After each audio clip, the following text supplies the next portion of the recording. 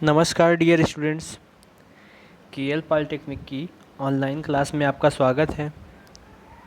Students, आज हम लोग लेसन 4 जो कि एसी और डीसी मशीनों के दोषों को दूर करना था, उसका आगे का भाग पढ़ेंगे, जिसमें अभी तक हम लोगों ने यांत्रिक दोष तक पढ़ लिया था। आज हम लोग पढ़ते हैं कि वैद्युत मशीनों के दोष यानी फॉल्ट्स ऑफ इलेक्ट्रिकल मशीन। तो वैद्युत मशीन जो होते हैं उनमें मुख्यतः 3 प्रकार के दोष होते हैं। पहला होता है स्टेटर कुंडलन में दोष, दूसरा होता है रोटर में दोष और तीसरा होता है मैकेनिकल फॉल्ट्स में दोष। तो स्टेटर कुंडलन के बारे में देखते हैं। तो स्टेटर कुंडलन में मुख्यतः 5 प्रकार के दोष होते हैं। एक होता है open circuit fault, short circuit fault, earthing fault, insulation fault और wrong connection of winding fault. ठीक है डियर स्टूडेंट्स, तो अब हम लोग ओपन सर्किट फॉल्ट यानी खुला परिपथ दोष के बारे में थोड़ा सा पढ़ते हैं।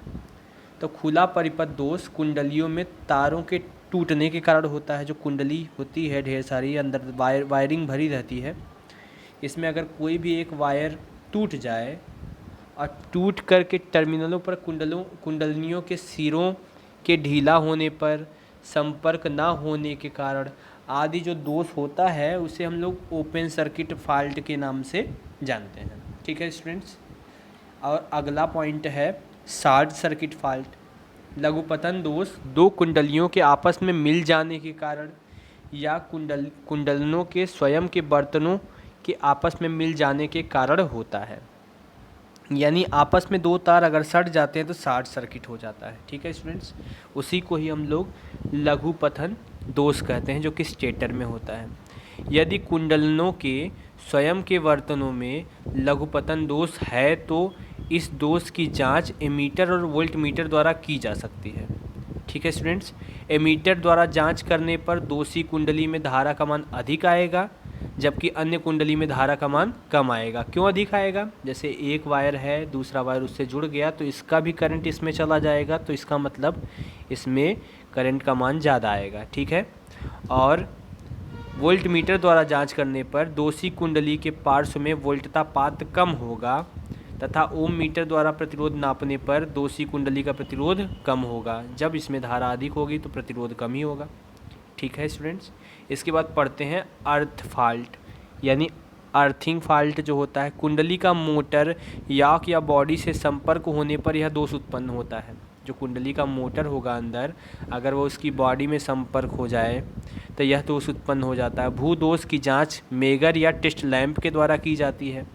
मैगर द्वारा भू दोष की जांच करने पर मैगर का एक सिरा कुंडली के किसी सिरे से तथा दूसरा सिरा बॉडी से लगाने पर मैगर 0 पाठ्यांक देता है। अगर 0 रीडिंग देता है तो दोष है, अगर कुछ रीडिंग देगा तो दोष नहीं है। मैगर के स्थान पर अगर हम भू दोष की जांच टेस्ट लैंप द्वारा करते हैं तो टेस्ट लैंप का एक तार कुंडली से तथा दूसरा तार मोटर की बॉडी पर लगाने पर यदि टेस्ट लैंप जलने लगता है तो भू दोष है। ठीक है स्टूडेंट्स, इस तरह से अर्थ फॉल्ट पता चल जाता है। इंसुलेशन फॉल्ट क्या होता है? इस दोष के कारण मुख्य कुंडली में नमी पहुंचना या कुंडली के बहुत पुराना हो जाने के कारण होता है। कुंडली बहुत पुरानी अगर हो जाती है तो इसके ऊपर की जो इंसुलेशन की परत होती है वो हट जाती है, इस कारण यह दोष उत्पन्न हो जाता है। इसके लिए कुंडली में फिर से इंसुलेशन करना पड़ता है। ठीक है, अगला है wrong connection of winding fault. Motor की कुंडली के संयोजन स्टार या डेल्टा 2 ही में हो सकते हैं। यदि तीनों फेजों में से एक फेज के संयोजन विपरीत होंगे, यानी अगर ऊपर की जगह बजाय नीचे की तरफ हो या नीचे की बजाय ऊपर की तरफ हो तो मोटर अधिक धारा लेगी तथा मोटर की गति भी कम हो जाएगी। इस प्रकार के दोष को कुंडलनों के गलत संयोजन दोष के नाम से जाना जाता है। ठीक है स्टूडेंट्स, उम्मीद है स्टेटर कुंडलन के दोष के बारे में आप लोग अच्छी प्रकार से समझ गए होंगे। फिर है रोटर में दोष, यानी जो रोटेट करने वाला पार्ट होता है। प्रेरण मोटर 2 प्रकार के रोटर उपयोग करती है। एक होती है पिंजरा प्रारूपी मोटर, दूसरी होती है फेज वेस्टेड प्रारूपी। अब पिंजरा प्रारूपी क्या होती है? पिंजरा प्रारूपी मोटर में एल्यूमीनियम या कॉपर की छड़ें खाँचों में लगी रहती है तथा दोनों सिरों पर चालक धातु रिंगों द्वारा एल्यूमीनियम तथा कॉपर की छड़ों को लघुपथित किया जाता है। इन मोटरों में सामान्य दोष रोटर पर लगने वाला अपकेंद्री बल के कारण छड़ों का सिरा रिंगों से अलग हो जाना हो सकता है। ठीक है स्टूडेंट्स, ये हो गई पिंजरा प्रारूपी। अब फेज प्रारूपी क्या होती है? फेज प्रारूपी रोटर में मुख्यतः जो है 3 प्रकार के फॉल्ट होते हैं। एक ओपन सर्किट, दूसरा शॉर्ट सर्किट, तीसरा होता है स्लिप रिंग दोष।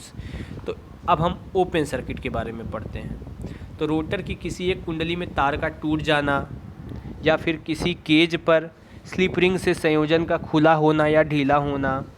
तीसरा है रोटर स्टार्टर के तीनों प्रतिरोधों में उचित संपर्क का ना होना ओपन सर्किट फॉल्ट का ही रीज़न होता है। उपरोक्त दोषों का परीक्षण करने के लिए रोटर तथा स्टार्टर के संयोजन हटा दिए जाते हैं तथा रोटर कुंडली के किन्हीं दो फेजों के बीच में मैगर या टेस्ट लैंप को संयोजित करते हैं। और अगर मैगर जो है अनंत पाठ्यांक करता है तथा टेस्ट लैंप प्रकाशित नहीं होता है तो ओपन सर्किट फॉल्ट है, अदरवाइज नहीं है। समझ में आ गई बात? अगर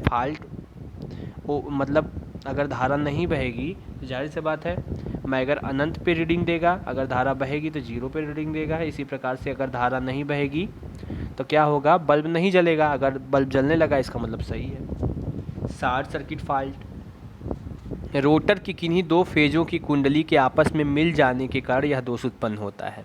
सिंपल सी बात है। तीसरा है स्लिप रिंग दोष। यह दोष ब्रशों के स्लिप रिंगों के साथ ठीक प्रकार से संपर्क न बनने के कारण या ब्रश होल्डरों के साथ चिपके रहने के कारण या स्लिप रिंगों पर कार्बन जम जाने के कारण होता है। ठीक है, 3-4 रीज़न है। कौन सा रीज़न? स्लिप रिंगों का ठीक प्रकार से ना बनना, ब्रश होल्डरों के साथ चिपके रहना और स्लिप रिंगों पर कार्बन जम जाना।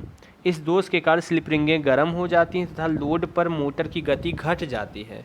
इस दोष को ब्रश तथा स्लिप रिंगों के मध्य सही संपर्क बनाकर दूर किया जाता है। ठीक है स्टूडेंट्स, यानी अभी हम लोग दोष भी बताते चल रहे हैं, साथ ही साथ उनको दूर कैसे करना है वो भी पढ़ रहे हैं आज ही के लेक्चर में। ठीक है, दोनों एक साथ हो रहा है। अब अगला पॉइंट है मैकेनिकल फॉल्ट। जैसा कि हम लोग जानते हैं मोटर में 3 तरह के फॉल्ट हो सकते हैं, तो यांत्रिक दोष जो है वो तीसरा फॉल्ट होता है।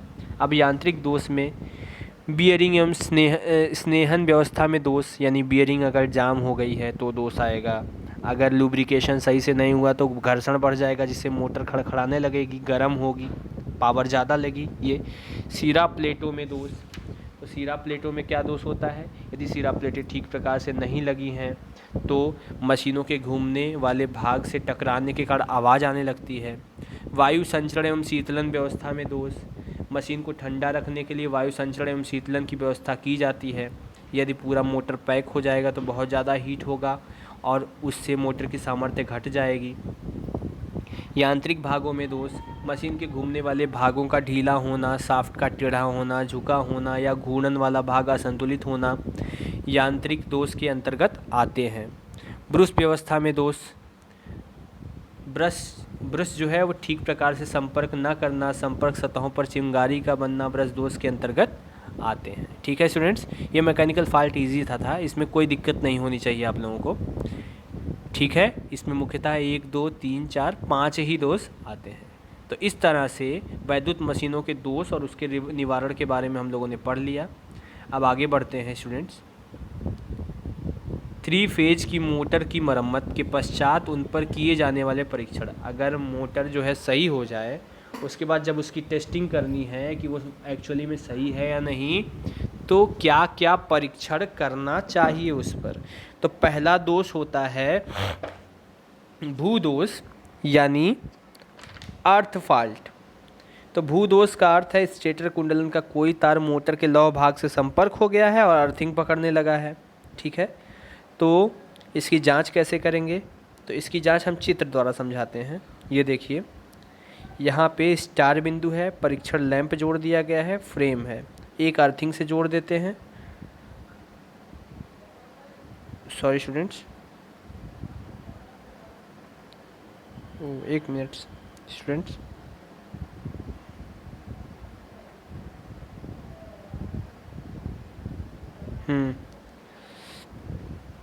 एक अर्थिंग से जोड़ देते हैं, एक बॉडी से जोड़ देते हैं, करंट फ्लो होने लगेगा, बल्ब जलने लगेगा। फॉल्ट है उसको दूर करने के लिए मोटर खोलेंगे और जो भी वायर बॉडी से लगे हुए हैं उनको अलग करके उनको सही से इंसुलेट करेंगे और उसके बाद फिर से टेस्ट करेंगे, सही हो जाएगा। ठीक है स्टूडेंट्स, कोई दिक्कत नहीं होनी चाहिए।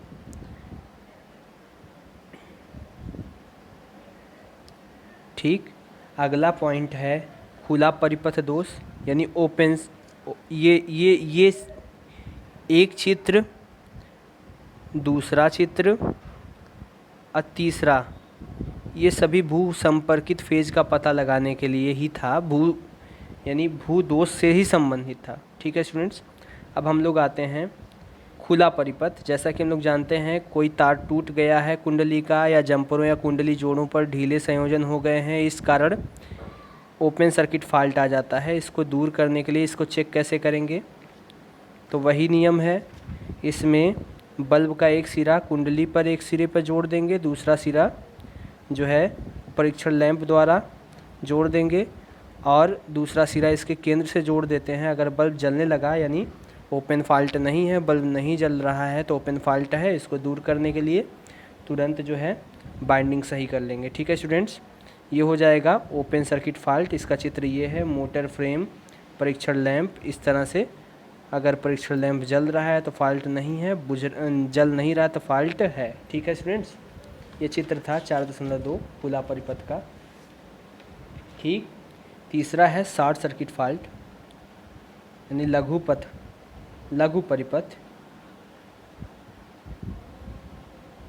तो लघु परिपथ के लिए कोई चित्र नहीं होता है, एकदम समझ जाइए ऐसे ही कि यदि दो कुंडलियां आपस में मिल जा रही हैं तो शॉर्ट सर्किट हो जाएगी। इस दशा में चेक नहीं करना, सीधे कॉइल जल जाएगी, तुरंत कॉइल को बदल देना है या फिर से वाइंडिंग कर देनी है।